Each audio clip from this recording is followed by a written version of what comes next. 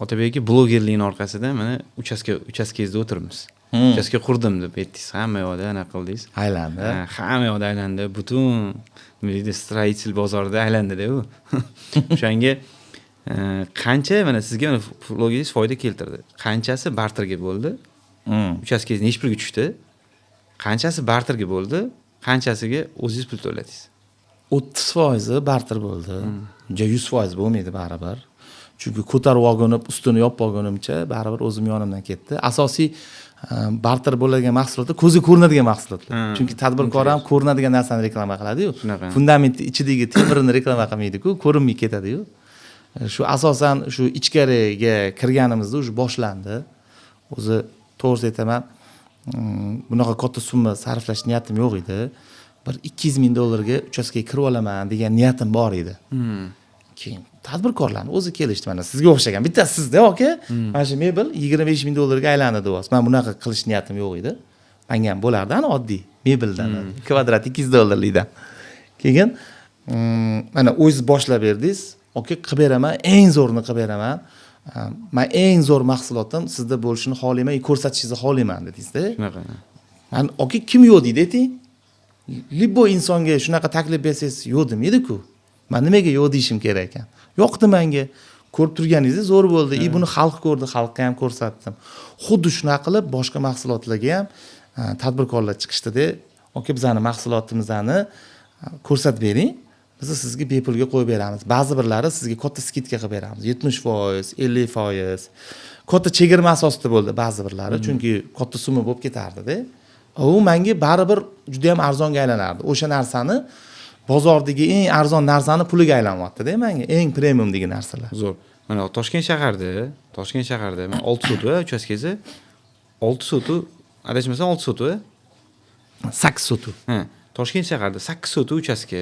Xuddi sizga o'xshagan ko'pchilik hozir uchastka qurmoqchi bo'lganlar ham bor-da, obunachilar orasida. Qancha ketdi mana shuni taxminiy, masalan, rashyoti bormi shu anaqangiz? Aniq rashyoti bor. Aniq bor. Taxminiy emas, aniq bor. Chunki reklamaga barter bo'lsa, mana sizniki ham yozib qo'yilgan. 25 ming deb yozilgan. Adam yozib qo'yardilar. Keyin adamga pul, endi ota-onamda turadi-da pul. Adamga pul beraman. Kirgan pul yozilmaydi. Chiqqan pul yozadi. Ya'ni adam daftarchalari bor. Ustalarga berdim, unga berdim, bunga berdim deb ani qog'ozga yozib qo'yadilar. Shunda qaraganimizda taxminan bir 350 ketdi. 350 cho'nchaydan ketdi 2 yil mobaynida. 250 ming dollarlik mahsulot bu reklama bo'ldi.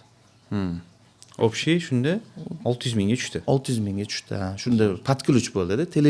Televizor, lyustra, pishtalar, pardalari bilan konditsioner hammasi. Hovlidagi gazonlargacha. Necha kvadrat joy bo'ldi shunda? Yopiq pomeshcheni? 450 kvadrat bo'ldi yopiq pomeshcheni, 150 kvadrat terrasada joy.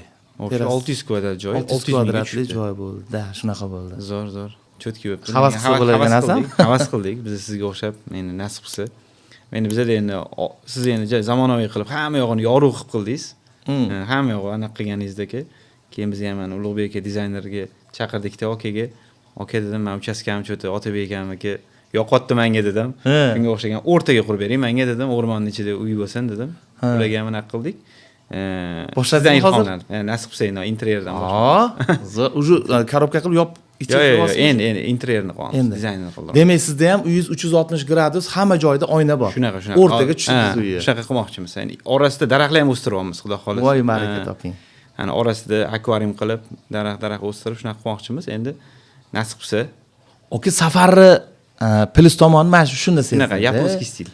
Yaponskiy stil, amerikanskiy stil. Nimaga amerikansklar uyni o'rtaga qo'yadi, qo'shni bilan devorma-devor uy qilmaydi. Havo aylanish uchun, yorug' kirish uchun qilar ekanda. Bizda endi yer qimmat-ku shaharda, Toshkent shaharida yer qimmat.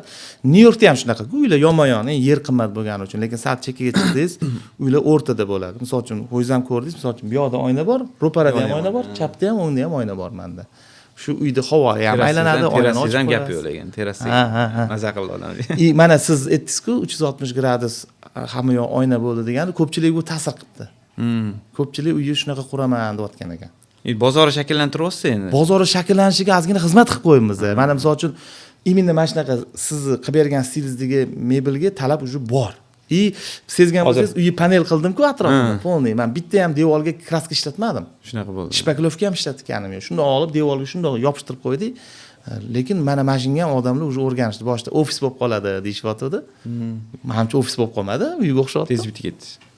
Tez bitadi. Arzon tushadi, aka. Otabek aka, mana hozir uy qurayotganingizda, mana shu reklama qilayotganingizda ko'p haterlar, tekinga uy quryapti degan haterlar bo'ldi.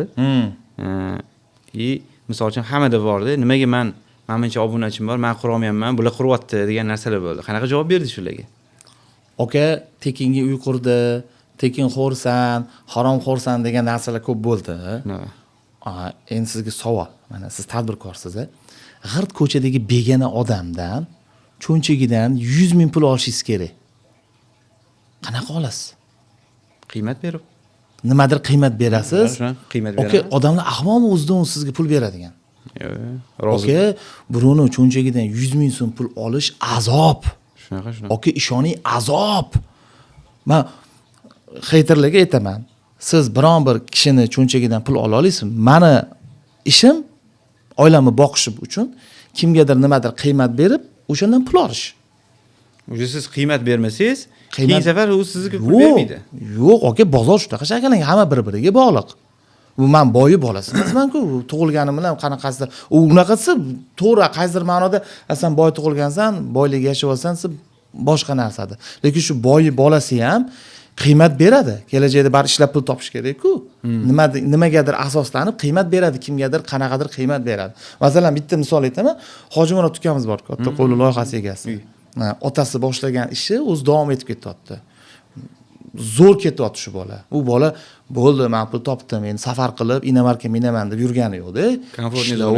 Yo'q, komfortniy zona. Yosh bo'lmasam, hozir kakras pul sarflaydigan, mazza qilib yuradigan paytida hali 30 ga ham to'lmagan bo'ladi.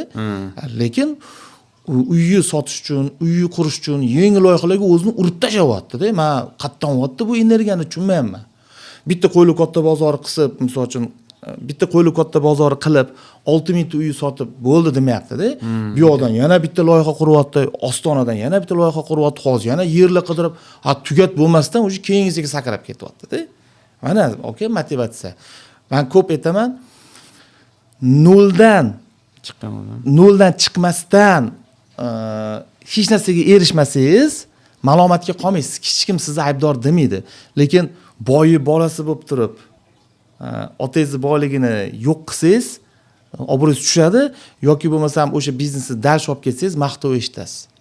Chunki bu boyi bolasiga nabort 2 marta qiyin. Shu boylikni ham olib keta olmadingmi deyishadi. Lekin boyaga aytgan gapim, noldan chiqa olmay oddiy hayot kechirib yurgan ukalar hech narsaga erishmasa, hech kim ularni so'kmaydi. Shuncha aytmoqchiman aka, haterlarga aytmoqchiman, birovni cho'nchagidan pul olish azob narsa, qiyin narsa va kim menga qanaqadir pul to'layotgan bo'lsa yoki bepulga qilayotgan bo'lsa, u bepulga emas. Demak, men unga nimadir qiymat beryapmanki, u meni xizmatimdan foydalanyapti va men ham uni xizmatidan foydalanyapman.